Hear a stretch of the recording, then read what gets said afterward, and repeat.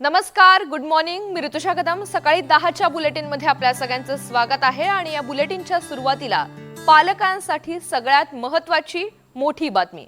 कारण आता स्कूल बसच्या भाड्याबाबत राज्य सरकारनं सगळ्यात मोठा निर्णय घेतला.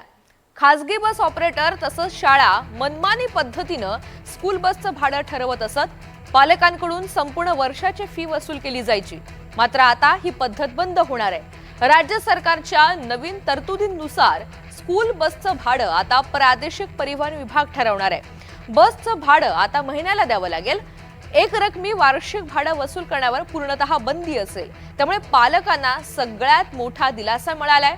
त्यासोबतच विद्यार्थ्यांच्या सुरक्षेसाठी स्कूल बसमध्ये सीसीटीव्ही आणि ट्रॅफिक प्रणाली बंधनकारक सुद्धा करण्यात आलेली आहे.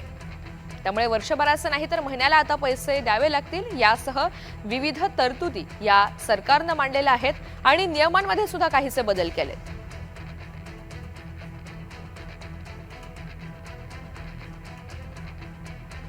ऋतिक गणकवार आपल्या सोबत आहेत. त्यांच्याकडनं या सगळ्या संदर्भात माहिती जाणून घेऊयात. ऋतिक, नेमके कोणकोणते बदल करण्यात आलेले आहेत या सगळ्या तरतुदींमध्ये आणि त्याचा फायदा पालकांना कसा होणार आहे?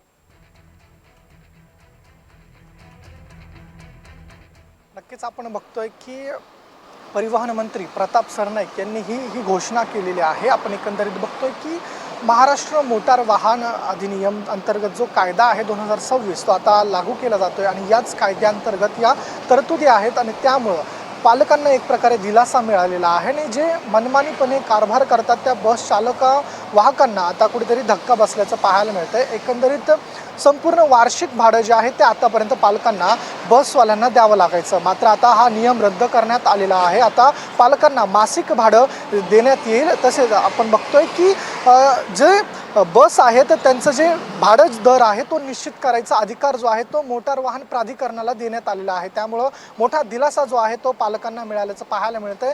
जो आतापर्यंत बसचे दर आहे ते निर्धारित बस चालक बस वाहक करायचे. मात्र आता त्यांचा जो मनमानी कारभार वाढत होता, अनेक अव्वाच्या सव्वा दर हे घेत होते. मात्र आता जे प्राधिकरण आहे मोटार वाहन प्राधिकरण ते हा बसचा दर ठरवणार आहे. तसंच वार्षिक नाही तर मासिक भाडं जे आहेत ते पालकांना देता येणार आहे. तसंच दुसरीकडे जर पाहायला गेलं तर आपण बघितलं तर अनेक बसेस जे आहेत त्यांची कंडिशन योग्य नसायची, मुलांच्या जीवाशी खेळ व्हायचा. आता बस जर सुसज्ज नसतील तर त्यांचा परवाना देखील रद्द होणार आहे. एकंदरीत या नियमामुळे कुठेतरी पालकांना आता दिलासा मिळालेला आहे आणि मनमानी बस चालकांना कुठेतरी चाप बसणार असल्याचा विश्वास परिवहन मंत्री प्रताप सरनाईक यांनी व्यक्त केल्याचं पाहायला मिळतंय. निश्चित ऋतिक, एकतर भाडेवाढीचा महत्त्वाचा मुद्दा होताच, त्या व्यतिरिक्त सुरक्षेची काळजी सुद्धा आता या नवीन नियमानुसार अधिक स्वरूपात घेतली जाईल. धन्यवाद सविस्तर माहितीसाठी.